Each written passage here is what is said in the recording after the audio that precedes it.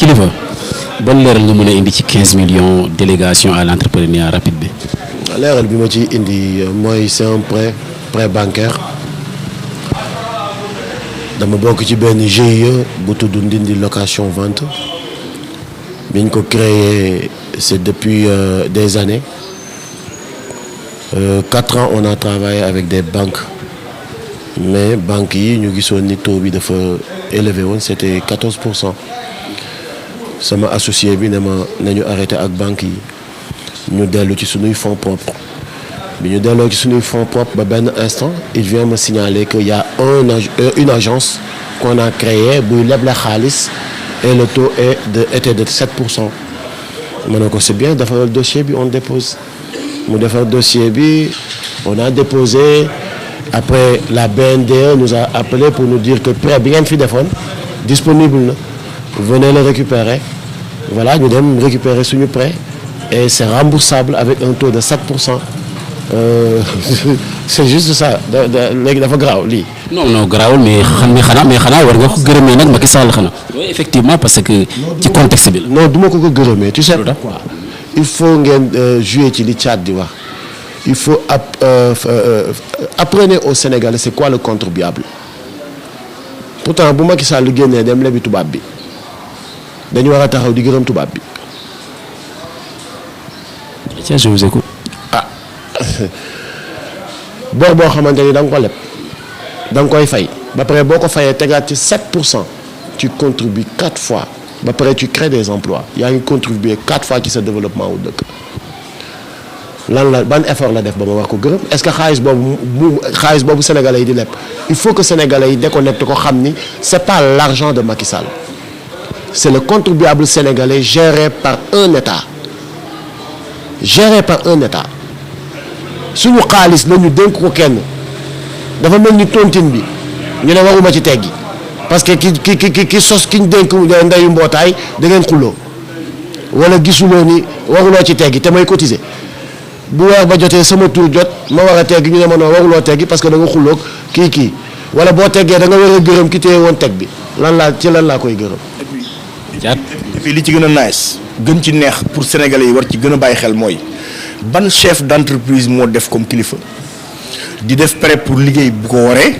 mais bu teewul bu jaarul yoon nga kaas loolu ñuy xaar chef entreprise yi nii xam nga lan la ñuy def ñoom Sénégal dañuy dem rallier ji le pouvoir pour seen ceeb du tooy su fi pouvoir bi wàccee ñu àndat beneen pouvoir duñ kaas duñ critiquer man bokkuma ak kilifa entreprise am.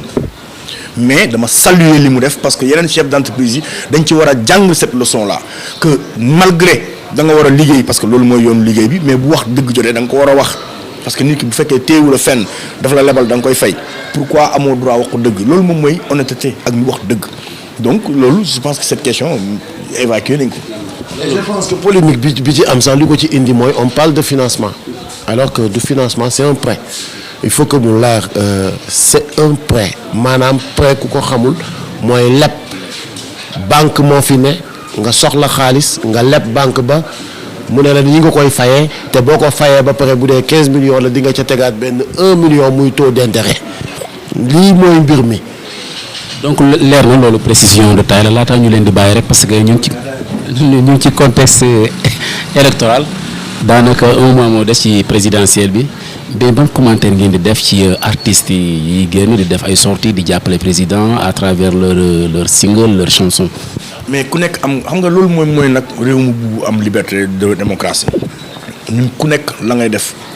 ko nga assumer ko comme ñun nu ñu defee li ñuy def assumer ko ñun ànduñ ak kenn. lan ngeen def assumer. c'est contre le président très bien donc lan ngeen def assumer ko. saay au cœur def nañ ko. léegi xam nga ñun suñu single c'est contre le président. Et je pose la question kan moo ñu fay pour ñu def single bi. je te repose la question. non mais attends da nga mais attends waaw je te réponds. am na ci ay sénégalais yu naan ay dóorkat lañ dama bëgg ñu wax xam nan la ñuy dóoree on n'a pas chanté pour le président on n'a pas chanté pour une opposition on n'a pas chanté on a chanté contre un système qui est là contre yo ay des faits yoo xamante ni dañ ko dund depuis les indépendances avec nos politiques di dénoncer loolu alors on sait que c'est les politiques qui sont derrière les gens pour di leen di jox yenn xaalis yi c'est qui cette politique ou ce politique qui est derrière kër gi pour di ko defloo ay singalam. Je repose la question aux Sénégalais. Et depuis 96 à Kaolack avec Ablaye Diack, qui était ce politique qui était derrière nous ñu monté ko jëm ba fi ñu toll nii. waaw mais am na membre bokk ci yéen muy Malal Talla di Fou Malade gis nañ ci projet bi nga xam ne ça a été un projet tellement critiqué mu nekk le TER muy def ci benn promotion boo xam ne bi ko gars yi gisee jaaxal na leen est-ce que yéen jaaxale leen na leen noonu comme ça. mais arrêté leen de wax loolu deful promotion TER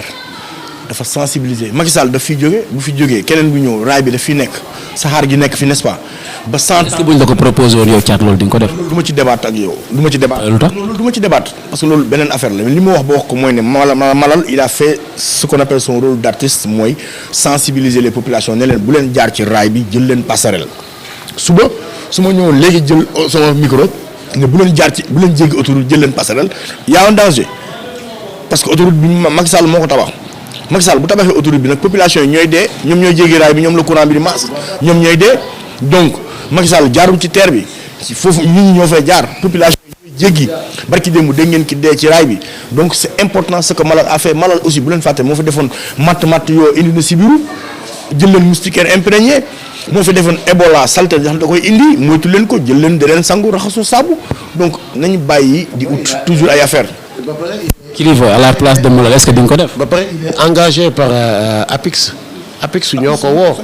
APIX mooy ñi nga xamante ni ñooy gérer lépp luy. wala APIX woon da ngay dem. non attends APIX ñooy gérer lépp luy promotion artistique man am na loo xamante ni je le partage pas avec Thiat mais je respecte ñun par exemple kër gi am na ci yu bari yoo xamante ni duñ liggéey ak ñoom. mais kilifa sama question mooy est-ce que bu la APIX woon proposé lu mu proposé Malal di nga ko def. bu ma Thiat nee def ko ma def ko su ma nee non bul ko def du ma ko def sérieusement waaye parce que xam naa ni Sénégal ni muy toll yëpp moom moo ma ciy digal loo xamante ni du ma ca gaañu wala moo ma ciy tere loo xamante ni su ma ko bàyyee gis ci njëriñ waaye. tey jii nii boo doon témoigner ci Macky Sall loo xam ne def na ko lu positif lan lay doon laataa ñu leen di bàyyi. li mu def lu positif moom wax dëgg yàlla mooy feeñal na jikko yëpp. yéen ci ko. on a compris aujourd'hui que gars yi dañuy afficher Cowboy dawal Inde feeñal na buubu golo yëpp singe yëpp feeñal na leen masque yëpp daanu na masque yëpp nag xam nga buñ nee buubu golo yi dañuy jàpp ay Souleymane Ndéné dañuy jàpp ay Moussa Siwa ki ñooñu ay Farba ki ñooñu mais buubu golo yi am na ci sax ay communicateur traditionnel yoo xamante ni dañ taxaw ne xàcc nañ du ñu mës a taxaw di chanter louange u gaayen bi feeñal na mag si yëpp loolu moom ñu ngi ko ciy félicité bu baax a baax. Thiat.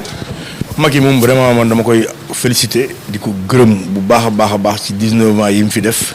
parce que alhamdulilah wan nañu. 19 ans. def na fi 19 ans def na 9 ans ak Ablaye Wade def 7 ans moom kese ak mandaam donc 16 ans kon pardon 16 ans dama koy gërëm di ko sant di ko wax vraiment dugg na ci histoire du Sénégal parce que moo fi def lu ne weng lu kenn mësul def moo fi it nekk nit koo xamante ne le président le plus impopulaire moo it feeñal que ne ndekete pour nga jóge ci benn système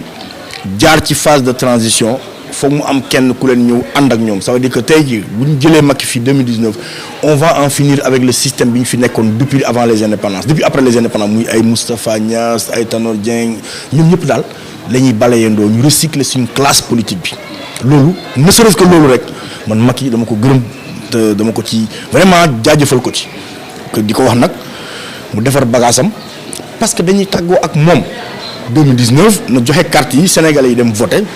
bu pertee diaspora perte Dakar perte Thiès perte Diourbel ak Touba perte Ziguinchor fan mënu jaar ba gagner une élection na askan bi jëli seen carte yi bu ñu ko tayal ñu voter ñu tàggoo ak moom la ca war a topp ca keneen ñëw ñu taxawaat encore janawaat ak kooku di ñëw wax ko ne ko restaurer ñu état de droit defal ñu nangam defal ñu sàngam defal ñu nangam loolu nag du ma si sori parce que programme bu Y'en a marre la Y'en a marre mi ngi ciy ñëw ci jamono yu néew parce que ñi ngi pare le rassemblement du peuple ñi ngi pare la beneen foire au problème ñi ngi pare it le bruit du peuple beneen mbir la boo xamante ne Y'en a marre mu ngi koy waaj a dëgmal ci fan yu néew a néew loolu du ma ci sori trop mais jàpp leen ne daal du yomb waaw. donc kilifa avant tàggatoo bi parce que gis nañ benn vidéo boo def ak suma juumalee Mouhamed la di indi ay leeral ci benn presse bu ne woon am na sortie boo def di Ousmane Sonko na leeral accusation ñu koy toppee loolu ban commentaire nga ci mën a def. Ouais, mais Ousmane Sonko il est victime de diabolisation comme nous. Ñun on comprend le jeu. Il est victime de diabolisation. ñoo bokk même fi ñu cantonné. Le régime actuel ñaar ñi koy déranger mooy Ousmane Sonko mooy Y'en a marre. Alors man li ma gëm ba gëm ko man li ma gëm mooy c'est de la diabolisation mais Ousmane Sonko comme ñun niñ koy defee nii bu mu ci tayal fu mu amee occasion pour leeral ni du dëgg na génn leeral ni du dëgg. conseil la quoi boo koy joxal. si et puis c'est normal parce que Ousmane Sonko il aspire aussi à diriger le pays nay gën di dalal xelu Sénégalais yi à chaque fois que l'occasion se présente la répétition elle est pédagogique à chaque fois fu ñu amee jot taxaw ne da ngaa def amal jot taxaw ne defuloo avec des arguments solides et sûrs. alors Thiat looy wax ci personnalité Ousmane Sonko tey jii ne ak accusation yooyu nga xam ne ñu ngi koy teg ci ndoddam jamono jii. waaw du ma commentaire ci aucun candidat pour le moment parce que loolu mënu ma ko def quoi dafa am instance su Y'en a marre dinañ ko def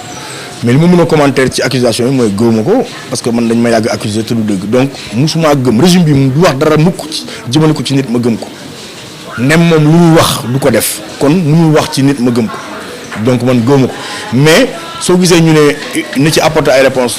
parce que ñun dafa am benn façon bu ñu doon doxee. Depuis 2013 on nous accuse ñu ne woon duñ ci tontu parce que yàgg mooy dindi tuuma ça nous a coûté beaucoup de choses perte loon nañu temps aujourd'hui ñu nekk di répondre ci ay questions yu bëri loolu lañ koy bañal parce que dañ ko gis dañ ko dund bu fekkoon ku ñu ne xuux ñu ne la xaax kon xëy na rek la woon nañu yu bëri mais on s'était dit que comme ay waxu dof la jarul sax di ci tontu et on s'est rendu compte que c'était pas une bonne pratique reconnaître nañ ko ñun au sein de notre mouvement muy Y'en a marre que ne on n'a pas adopté la bonne pratique on aurait dû répondre à toutes ces attaques du tic au tac mais dañu bàyyi mu law ba sonal ñu aujourd'hui donc looloo tax ñuy wax képp koo xam ne nag yaa ngi aspirer à conquérir le pouvoir que buñ la waxalee dara indi ci ay leeral pour bañ a indi ay jiixi jaax ci xelu askan bi mais quant à commenter les candidats du tey laa koy def parce que jimmi jamono Y'en a marre dina ci prononcé wu. incha allah donc temps bi ñu amoon jeex na kilifa dañ lay bàyyi nga njëkk a tàggatoo. waaye maa ngi tàggu ñëpp di leen wax voilà ngeen di teewlu Sénégal 7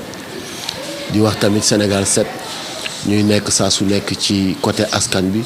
di leen di wax tamit ñuy joxe la bonne information comme en tout cas ni ñu amee la réputation de le faire donc voilà di tàggu mbokku internet yëpp jaajëf. très bien Thiat. béggee waaw Sénégal jëm kanam jàmm am ñëpp jëli seen carte pare voté ñu jële fi kii Sénégal nekkaat ci jàmm lundi bëgg nañ ñëpp liggéey deuxième tour bi di nekk encore nekkaat ci jàmm Sénégal jëm kanam. merci beaucoup jërëjëf.